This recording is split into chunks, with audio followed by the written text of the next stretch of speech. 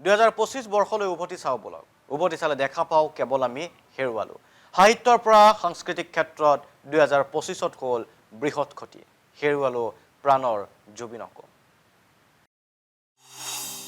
নতুন বছৰৰ শুভেচ্ছা দি যাওঁ বুলি গুছিয়ে গ'ল হাৰ্টথ্ৰব নতুন বছৰ আহি আছে নতুন বছৰৰ অভিনন্দন একেলগে জনাই দিছোঁ কাৰণ মই ইয়াত নাথাকিম তেতিয়া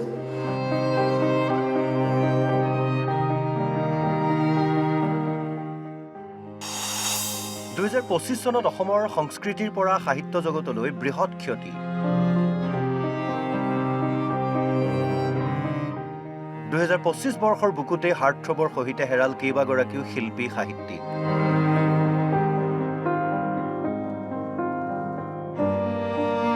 2025 বৰ্ষত অসম চৰকাৰে উদযাপন কৰিছিল গ্ৰন্থবৰ্ষ আৰু সুধাকণ্ঠৰ জন্ম শতবাৰ্ষিকী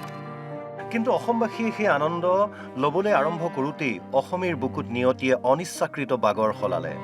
নিয়তিৰ ইচ্ছামতেই সৰগৰ দিশে বাট বুলিলে অসমৰ কেইবাগৰাকীও ভোটাতৰা 2025 চনৰ জানুৱাৰী মাহৰ আৰম্ভণিতেই অভিনেত্ৰী জ্ঞানদা কাকতিৰ বিয়োগৰ পৰা আৰম্ভ হৈছিল অসমৰ শিল্পী সাহিত্যিকৰ সৰগ যাত্ৰা এই সৰগ যাত্ৰাতেই অচিনা দেশৰ পৰা গুচি গ'ল প্ৰাণৰ জুবিন দা সকলোৱে একেমুখেই ক'ব খোজে অভিশপ্ত 2025 এইবাৰ ডিচেম্বৰ মাহত না বন্ধৰ আনন্দ না শীতৰ আনন্দ কোনোমতে 25ক বিদায় দিব লাগে অসমীয়াই ইতিহাসে কেৱল জুবিন দা আৰু জুবিন যুগৰ মানুহৰ কথা মনত ৰখাটো বিচাৰে অসমীয়াই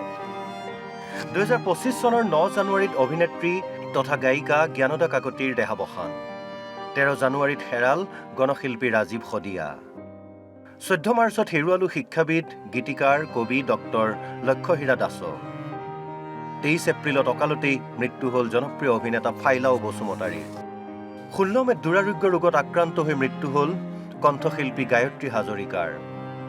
13 জুনত হেৰুৱালো কবি অনুবাদক বিপুল কুমাৰ দত্তক 1 জুলাইত অকালতে মৃত্যুবৰণ অধ্যাপক কবি অনুভৱ তুলসীৰ 6 জুলাইত দেহাৱসান শিক্ষাবিদ ইতিহাসবিদ উদয়াদিত্য ভৰালীৰ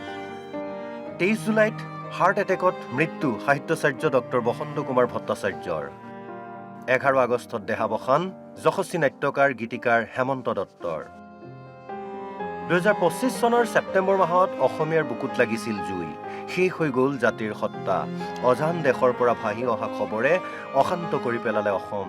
গানৰ জুবিন অজান দেশলৈ গুচি গ'ল 19 ছেপ্টেম্বৰত অসমে হেৰুৱালে ঈশ্বৰ পুত্ৰ জুবিন গাৰ্গ নামৰ সত্তাটিক জীয়াই ৰখাৰ অনেক প্ৰয়াস অসমীয়াৰ কিতাপ ভাল পোৱা জুবিনৰ নামত সৃষ্টি হৈছে অলেখ কিতাপ 27 ছেপ্টেম্বৰত চিনেমা পৰিচালক টিমথী দাস হানছেৰ দেহাৱসান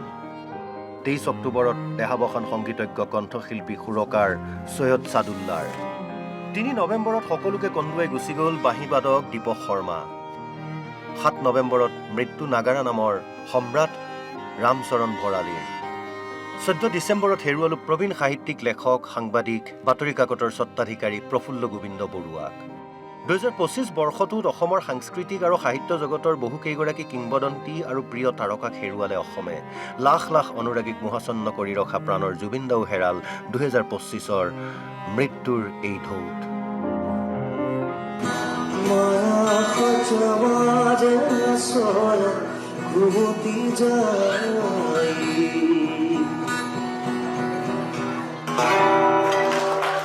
তুস্মিতা গগৈৰ ৰিপৰ্ট অসম লাইভ 24